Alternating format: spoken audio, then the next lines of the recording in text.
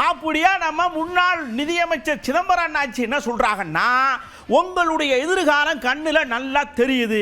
ஏன்னா நீங்க எப்ப மகாத்மா காந்தி திட்டத்தில் கையை வச்சு கட கட கட கடன்னு ஆட்டுனீங்களோ அப்பயே உங்களுடைய காலுக்கு கீழே கிடுகிடு கிடுகிடு ஆடுது, பார்த்துக்கிடுங்கன்ட்டார்.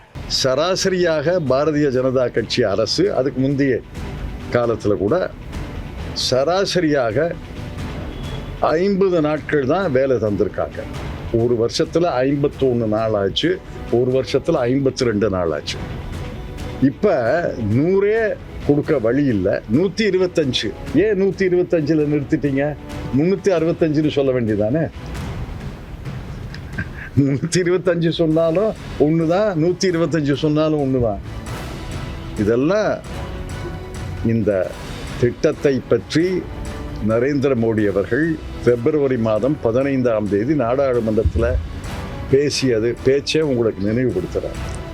இந்த திட்டத்தை நாங்கள் ஏற்றுக்கொள்ளவில்லை, ஆனால் இந்த திட்டத்தை நான் ஒழிக்க மாட்டேன்.